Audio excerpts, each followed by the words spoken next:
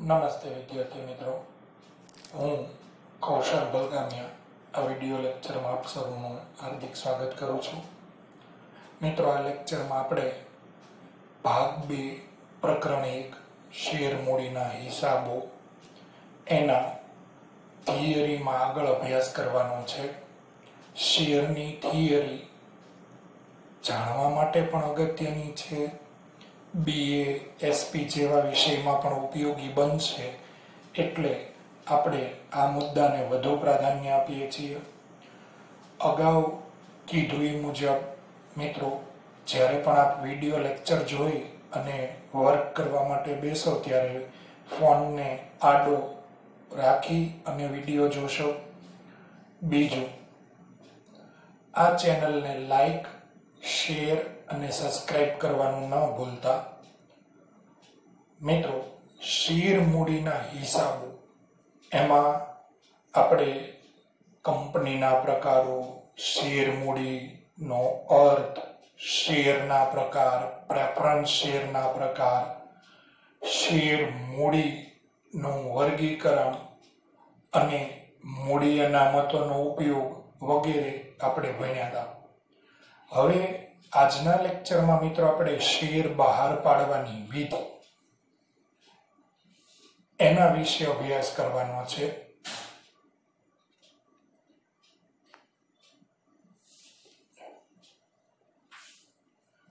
મિત્રો, જાહેર જનતા માટે શેર બહાર પાડવા એના માટે સૌથી પહેલા ભરણા અંગેની મંજૂરી. તમારે શેર બહાર પાડવા માટે થઈ અને ભરણા અંગેની મંજૂરી લેવી પડે. ભારત સરકાર દ્વારા 1991માં મિત્રો એક બહુ મહત્વનો ફેરફાર કરવામાં આવ્યો, જેમાં કેપિટલ ઇશ્યુ કંટ્રોલ એક્ટ 1947 એ રદ કરી નાખવામાં આવ્યો અને SEBI security and exchange board of ઇન્ડિયાની સ્થાપના કરવામાં આવી. પહેલા સરકારની મંજૂરી લેવી પડતી, હવે એક પ્રપોઝલ ગાઈડલાઈન બનાવી ગાઈડલાઈન મુજબ આપણે સેબીને મોકલવાની અને એ આપણને ભરણાની મંજૂરી સંમતિ આપે છે. મિત્રો, અંડરલાઈન કરજો, 1991માં દેશમાં મહત્વના આર્થિક સુધારાઓ કરવામાં આવ્યા. 1991ની સાલ આર્થિક દ્રષ્ટિએ, અર્થતંત્રની દ્રષ્ટિએ ખૂબ મહત્વની છે, જેમાં ખાનગીકરણ, વૈશ્વિકીકરણ અને ઉદારીકરણના બહુ મોટા પગલાઓ આપણા દેશમાં ભરવામાં આવ્યા. એ પૈકીનું જ એક પગલું એટલે કે પહેલા આપણા દેશમાં એક કાયદો હતો, જેને કેપિટલ ઇશ્યુ કંટ્રોલ એક્ટ 1947 તરીકે ઓળખવામાં આવતો. મિત્રો, આ કાયદો નાબૂદ કરી દેવામાં આવ્યો અને એક સ્વાયત્ત સંસ્થા, સ્વાયત્ત એટલે પોતાની જાતે કામ કરતી, સેબી નામની સંસ્થા. જોકે તમને મોટાભાગના વિદ્યાર્થીઓને સેબીનું પૂર્ણ રૂપ આવડતું જ હશે. એકાઉન્ટમાં પૂછાય છે સેબી એટલે શું? Security and exchange board of India. મિત્રો, એની સ્થાપના 1991માં કરવામાં આવી. જનરલ નોલેજ માટે તો અગત્યનું છે, તે યાદ રાખજો. આવનારી સમયમાં કોમ્પિટિટિવ એક્ઝામ દ્વારા જ નોકરી મળવાની છે, તો આ બાબત એ ખૂબ મહત્વની છે, જે તમે યાદ રાખજો. પહેલા મિત્રો, તમે જાણો છો એ રીતે કે કંપનીની સ્થાપના વિધિ છે ને ખૂબ લાંબી, ખર્ચાળ અને જટિલ હતી. પછી ધીમે ધીમે જાહેર એકમો જે હતા, મોટા ભાગના એકમો જાહેર જ હતા, સરકાર હસ્તક જ હતા. અને મને તમને ખ્યાલ છે કે સરકારી એકમોની કાર્યક્ષમતા કેવી છે. આથી ધીમે ધીમે ધીમે સરકારે જાહેર વિભાગોનું ખાનગીકરણ કર્યું. ભારતમાં ઉદ્યોગોની સ્થાપના થાય, મોટા ઉદ્યોગો વધે, વિદેશી મૂડીરોકાણ આપણને મળી રહે, આવા ઘણા બધા ઉદ્દેશો સાથે કંપનીની સ્થાપના વિધિને સરળ કરવામાં આવી. એનું એક મોટું પગલું એટલે કે કેપિટલ ઇશ્યુ કંટ્રોલ એક્ટ રદ કરી અને સેબી ની સંસ્થા નામ સ્થાપના કરી.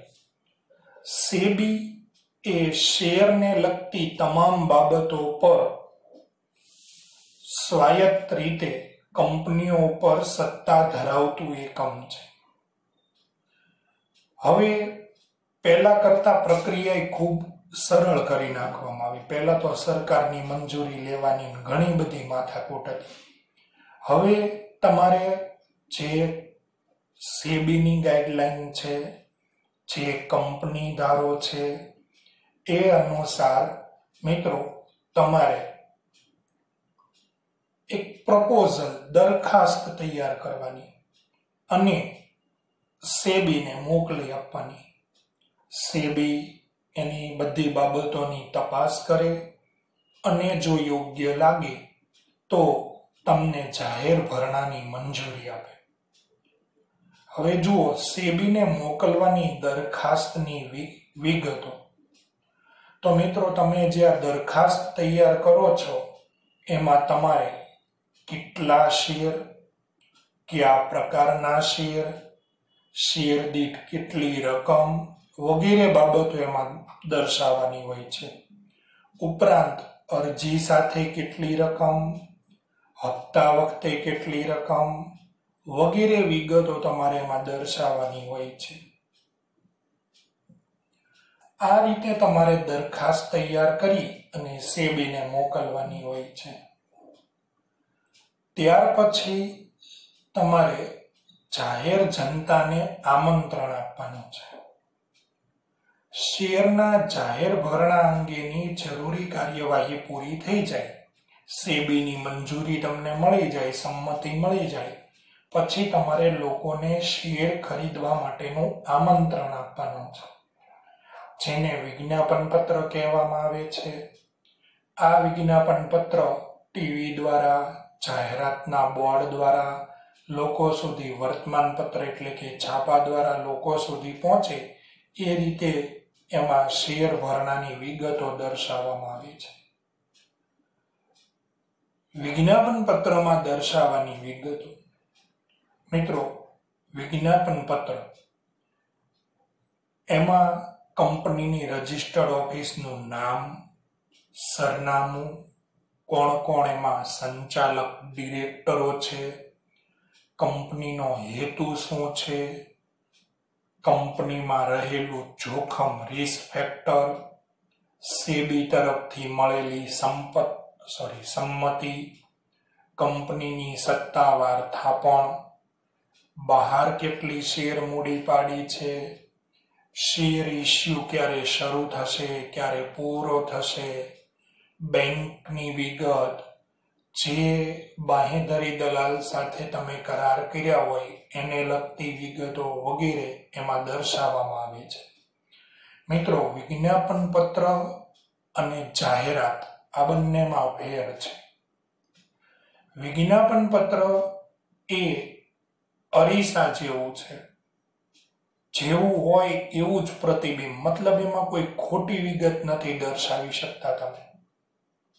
જ્યારે જાહેરાત તમે ને હું ટીવીમાં પિક્ચર જોતી વખતે, સિરિયલ જોતી વખતે, ન્યૂઝ જોતી વખતે જોઈએ છીએ, એમાં અતિશયોક્તિ હોય. કોઈ સાબુની એડ હોય તો એ સાબુથી નાવ એટલે તમે તરત જ તે ધોળા થઈ જાઓ. કોઈ દવાની એડ હોય, કોઈ કોસ્મેટિકની એડ હોય તો તમે જુઓ એમાં અતિશયોક્તિ બતાડવામાં આવે છે, હોય એના કરતા વધુ બતાડવામાં આવે છે. જ્યારે વિજ્ઞાપન પત્રમાં એવું નથી હોતું મિત્રો. વિજ્ઞાપન પત્રમાં દર્શાવેલી વિગતો હંમેશા સંપૂર્ણ સાચી અને કંપનીનું સાચું ચિત્ર રજૂ કરનાર બની રહે છે. એટલે મિત્રો, વિજ્ઞાપન પત્ર એના દ્વારા કંપની જાહેર જનતાને શેર ખરીદવાનું આમંત્રણ આપે છે.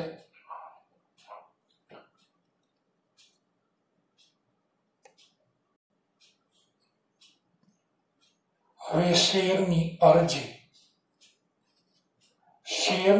અરજી માટે મિત્રો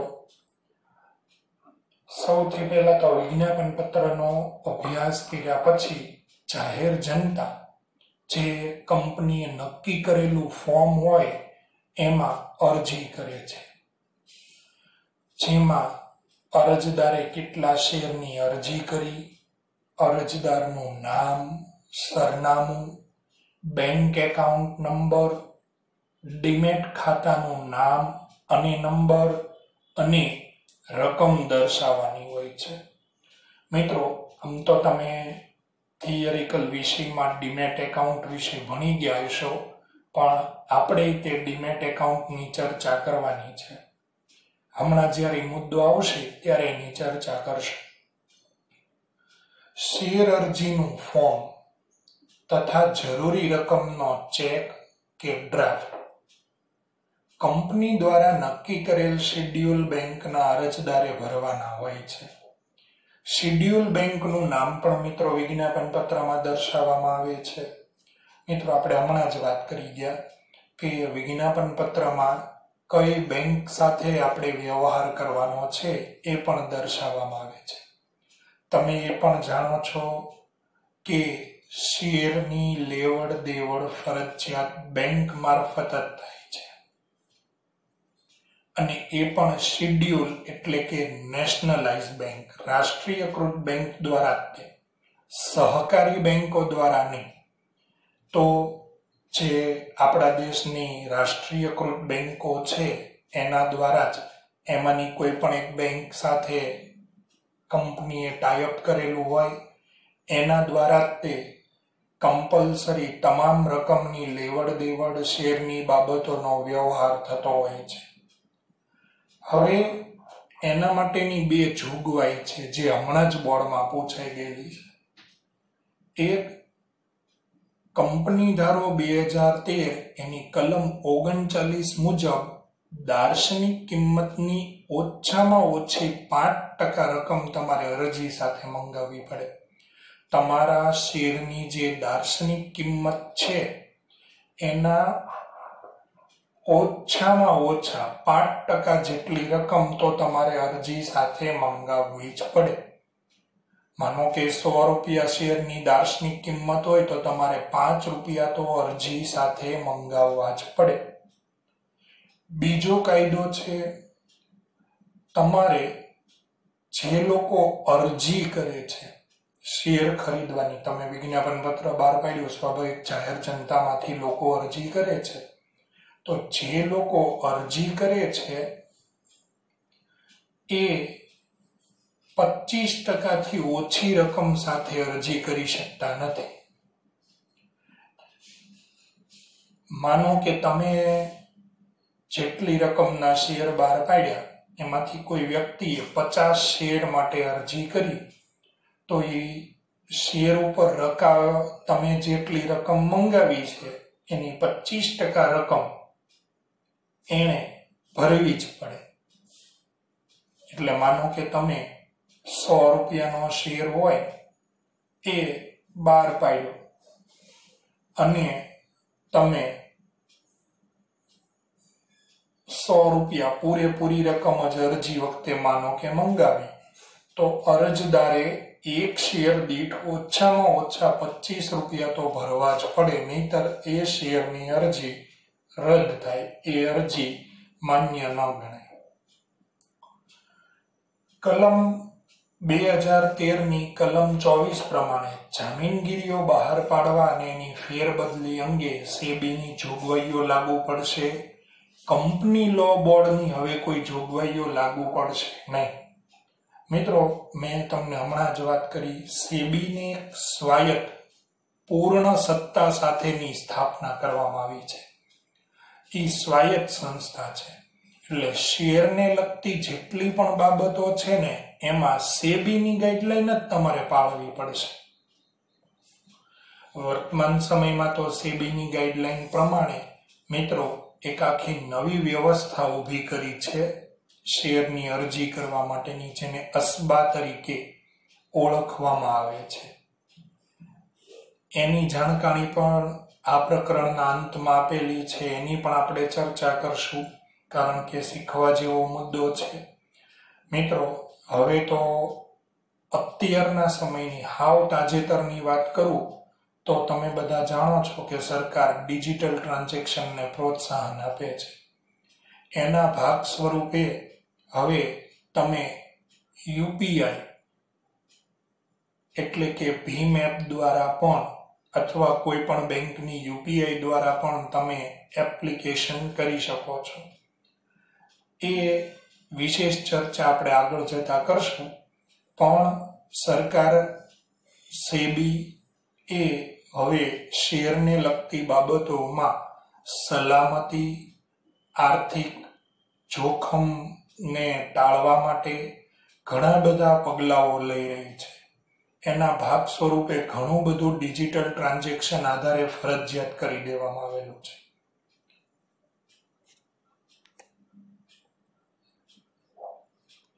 હવે સ્વાભાવિક છે કે તમે વિજ્ઞાપન પત્ર બહાર પાડ્યું, તમે એટલે કે કંપની વિજ્ઞાપન પત્ર બહાર પાડ્યું એટલે જાહેર જનતા શેર ખરીદવાની અરજી કરશે. અરજીઓ તમને મળે એટલે તમારે આ અરજીઓને ચકાસવાની છે કે એમાં કોઈ ભૂલ કે કોઈ નિયમોનો ભંગ નથી થતો ને. પછી તમને જે પ્રમાણમાં શેર અરજીઓ મળી છે એ મુજબ તમારે મંજૂર કરવાના હોય. બધા શેર મંજૂર કરો, થોડાક શેર મંજૂર કરો, એ જે રીતે ભરણું ભરાણું હોય એ મુજબ. હવે માનો જેના શેર તમે મંજૂર કર્યા છે, જેને કંપનીએ જાહેર જનતામાંથી અરજી આવી, અરજી પરફેક્ટ છે અને એના શેર આપણે કંપનીએ મંજૂર કર્યા, તો કંપની એને એલોટમેન્ટ લેટર, શેરની મંજૂરીનો પત્ર, ફાળવણીનો પત્ર મોકલશે.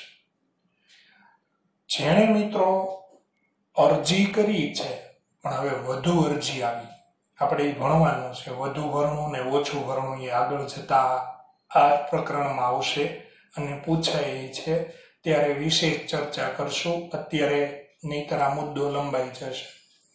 તો કહેવાનો મતલબ એમ છે કે જેના શેર મંજૂર થાય એને એલોટમેન્ટ લેટર મોકલે. જેણે શેરની અરજી કરી છે પણ શેરની અરજીઓ વધુ આવી કે કોઈ પણ કારણસર તમે એના શેર મંજૂર કરી શકતા નથી, તો એને તમારે લેટર ઓફ રિગ્રેટ એટલે કે ક્ષમાપત્ર મોકલવાનો હોય છે અને એણે ભરેલી રકમ પણ ચેક દ્વારા પરત મોકલી આપવામાં આવે છે. મિત્રો, આ વસ્તુ આપણી ચોપડીમાં પત્ર સ્વરૂપે છાપી છે, જે હવે આ બધું જ કામ ઈમેલ અને SMS દ્વારા થાય છે. એટલે મિત્રો, તમે જો શેર ખરીદવા માટે તમારા વાલી કે જો શેર બજારમાં નાણાંનું રોકાણ કરતા હશે, ઇસ્યુ ભરતા હશે, IPO ભરતા હશે, તો એને ખ્યાલ હશે કે જે તારીખે શેરનું એલોટમેન્ટ હોય, લિસ્ટિંગ હોય, એ દિવસે એના મોબાઈલમાં મેઇલ કે SMS આવી જાય. એને જો શેર મળ્યા હોય, શેર લાગ્યા હોય, તો એને એલોટમેન્ટ લેટર મળે છે. અને જો શેર ન લાગ્યા હોય તો ક્ષમાપત્ર મળે છે.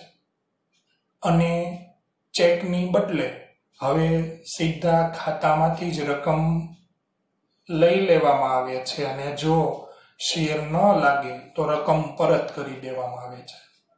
રકમ લેવામાં પણ ન થતી મિત્રો, એને હોલ્ડ કરવામાં આવે છે, બ્લોક કરવામાં આવે છે. જો શેર લાગે તો એ રકમ કંપનીના ખાતામાં વહી જાય. જો શેર તમને ન મળે, અરજદારને શેર ન મળે, તો એ રકમ અનબ્લોક થઈ જાય. એટલે વર્તમાન સમયમાં સેબીએ બહુ બધા ફેરફારો કરેલા છે. ટેકનોલોજી અને ડિજિટલ ટ્રાન્ઝેક્શનનો ભરપૂર ઉપયોગ કરવામાં આવે છે. હવે મિત્રો,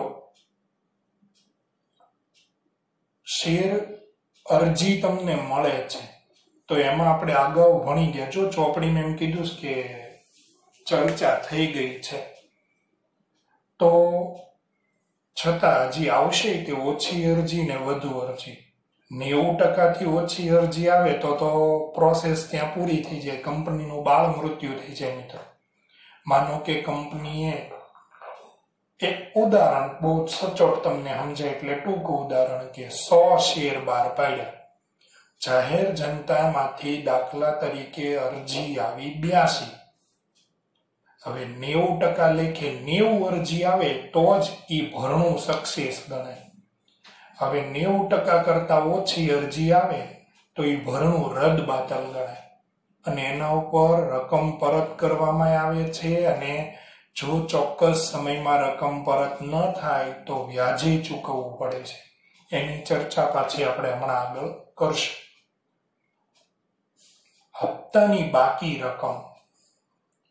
મિત્રો, સામાન્ય રીતે આમ તો કંપનીઓ જે છે એ અરજી કે મંજૂરી વખતે જ બધી રકમ મંગાવી લે, પણ અરજી કે મંજૂરી વખતે પૂરેપૂરી રકમ ન મંગાવી હોય તો એક કે તેથી વધુ હપ્તાઓ પાડી શકે છે. તેના માટે આર્ટિકલ ઓફ એસોસિએશન એટલે કે નિયમન પત્રમાં જે જોગવાઈઓ કરી હોય એને ધ્યાનમાં રાખવામાં આવે છે. જો આર્ટિકલ ઓફ એસોસિએશનમાં જોગવાઈ ન હોય તો 2013ના શેડ્યુલ 1ના ટેબલ F પ્રમાણેની જોગવાઈઓ લાગુ પડે છે. મિત્રો, આપણે દાખલા આવશે.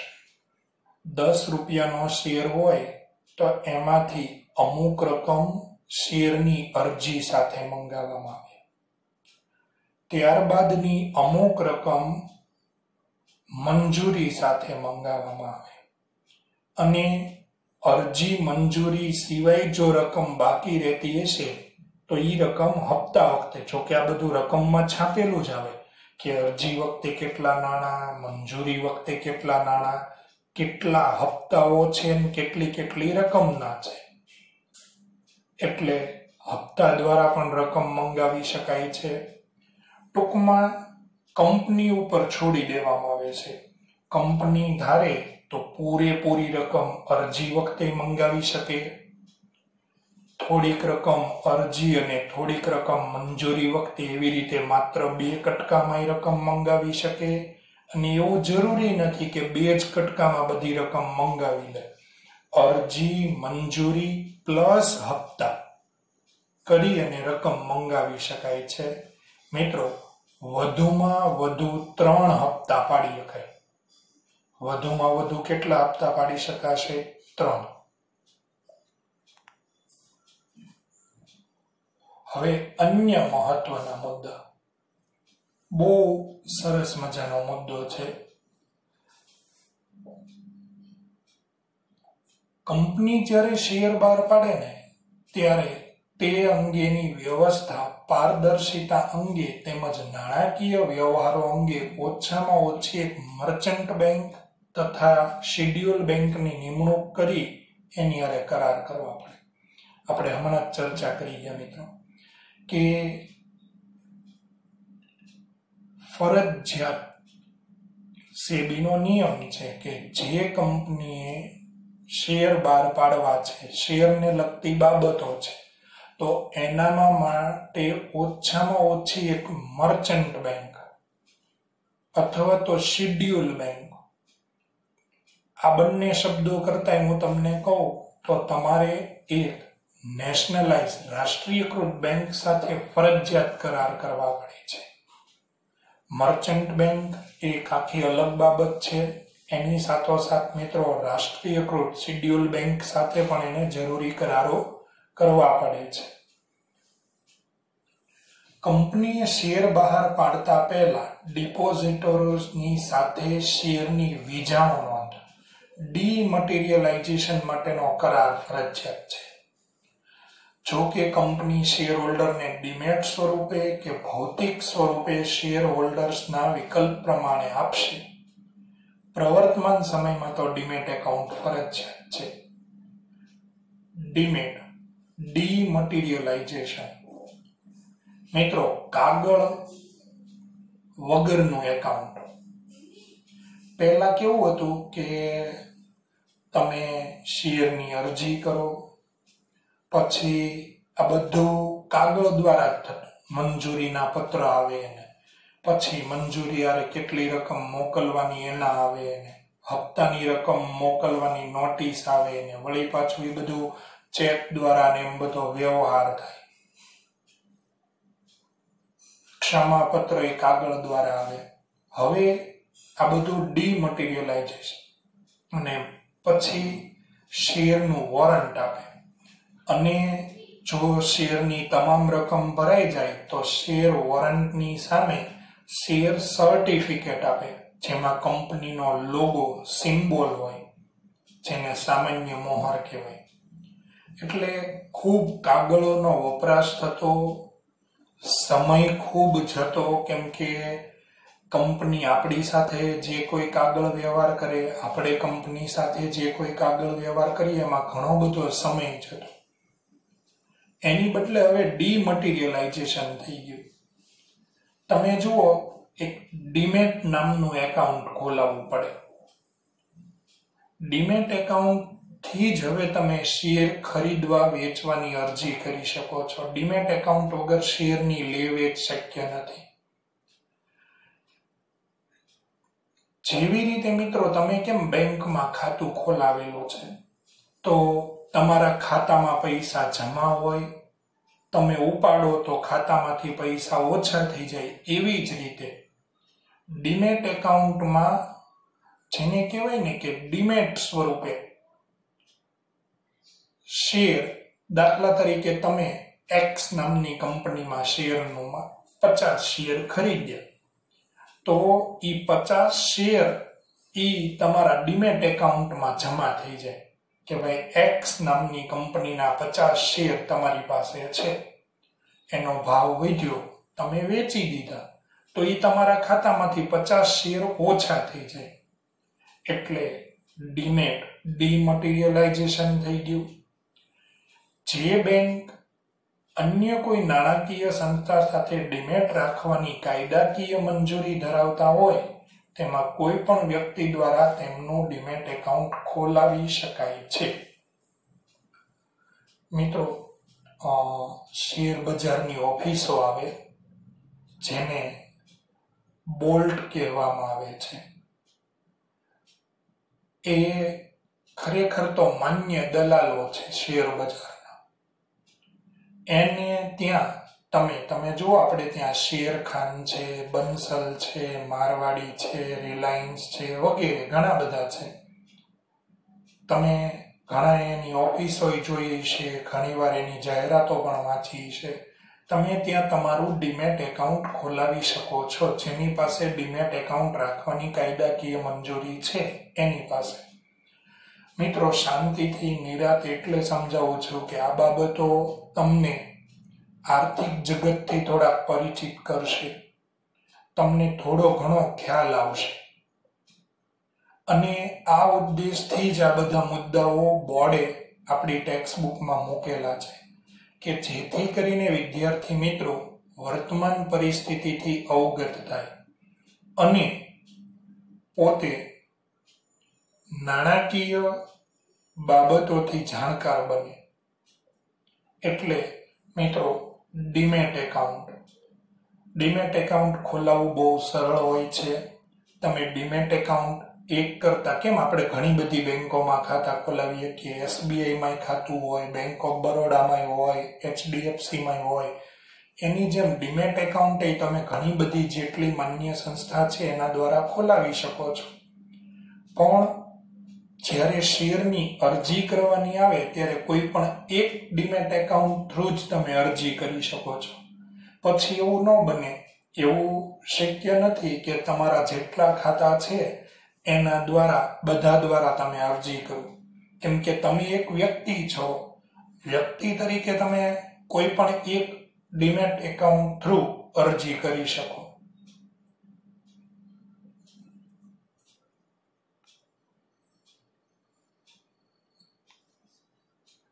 મિત્રો, આપણે ચર્ચા કરી એમ ડીમેટ એકાઉન્ટ જે છે એ ચાલુ ખાતા કે બચત ખાતા જેવો જ છે. એમાં આપણે શેર રાખીએ છીએ. શેરના ખરીદ વેચાણની નોંધ ડીમેટ એકાઉન્ટમાં થાય છે. મેં તમને કીધું એમ તમે શેર ખરીદો તો એમાં જમા થાય છે. શેર વેચો તો એમાંથી ઉધાર થશે. મિત્રો, આ સિવાયનો જે મુદ્દો છે એ હવે પછીના લેક્ચરમાં ખાનગી ધોરણે શેર બહાર પાડવાના એ બધી બાબતોની ચર્ચા હવે પછીના લેક્ચરમાં આપણે કરશું. મિત્રો, આજે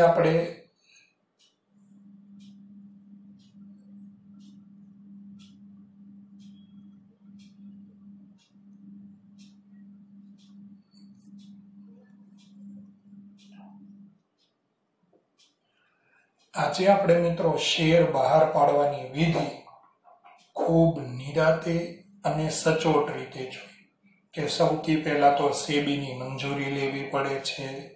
સેબીની ગાઈડલાઈન મુજબ વિજ્ઞાપન પત્ર બહાર પાડી અને અરજી સ્વીકારી શકાય છે. એની કાયદાકીય જોગવાઈઓ જોઈ છે. યાદ રાખજો, કંપનીએ અરજી સાથે દાર્શનિક કિંમતના ઓછામાં ઓછા 5% રકમ મંગાવવી પડે છે, જ્યારે શેર અરજદારે કુલ રકમના 25% રકમ અરજી સાથે મંગાવેલી રકમના 25% રકમ તો અરજી સાથે મોકલવી જ પડે છે. ડીમેટ એકાઉન્ટ વિશે પણ ભણ્યા. મિત્રો, આ બધી બાબતો ધ્યાનમાં રાખજો. પ્લસ તમારે આગળ જતા તમને ખ્યાલ જ છે કે નાણાં કમાવાના આવશે, નાણાંનો ઉપયોગ કરવાનો આવશે. તમે કમાયેલા નાણાંનો ઉપયોગ, તમે નાણાંનો ઉપયોગ તો કરો જ છો, પણ તમે પોતે કમાયેલા નાણાંનો ઉપયોગ કરવાનો આવશે. અને એક સમય એવો આવશે કે તમારે બચતે કરવી પડશે અને તમે કરેલી બચતનું રોકાણ તમારે કરવું પડશે. તો એવે વખતે કઈ બાબતોમાં નાણાંનું રોકાણ કરવું, કેટલી સલામતી છે, કેટલું જોખમ છે, કેટલું વળતર છે, આ બધી બાબતો તમારે ધ્યાનમાં લેવી પડશે. તો શેર દ્વારા પણ ઘણા બધા લોકો ગણતરીપૂર્વક, વિશ્લેષણપૂર્વક તૈયારી કરી ગણતરીપૂર્વકનું જોખમ લઈ અને શેર બજાર દ્વારા પણ ઘણી સારી એવી કમાણી કરતા હોય છે. પણ એના માટે મિત્રો, મેં કીધું એની જેમ અભ્યાસ, સમજ અને કંપનીની બાબતો વિશેનો ખ્યાલ હોવો જોઈએ. આજના લેક્ચરમાં એટલે સુધી રાખીએ છીએ. હવે પછી આગળ અભ્યાસ કરશું. મિત્રો, ફરીવાર આ ચેનલને લાઈક, શેર અને સબસ્ક્રાઇબ કરજો. નિયમો, બાંધછોડ ઘણી બધી સરકારે કરી છે, પણ હવે અત્યાર સુધી આપણી સલામતી સરકાર દ્વારા રાખવામાં આવતી હતી. આપણને ફરજિયાતપણે પોલીસ દ્વારા પ્રેશરાઇઝ કરીને ઘરમાં રાખવાનો પ્રયત્ન કરવામાં આવતો હતો. હવે મિત્રો, સરકારે ઘણા બધા નિયમો હળવા કર્યા છે. તો હવે આપણે આપણી સલામતી આપણી જાતે વિચારવાની છે. એટલે બિનજરૂરી બહાર આવવા જવાનું ટાળજો. સરકાર દ્વારા વર્તમાન સમયમાં જે મહામારી છે એના માટે બચવાના જે કોઈ ઉપાયો જાહેર કરવામાં આવ્યા છે એનું પાલન કરજો. અને આ સિવાય આપણે જે કંઈ અગાઉ ભણ્યા, ક્લાસરૂમમાં ભણ્યા, એનો સતત મહાવરો રિવિઝન રાખજો. અસ્તુ.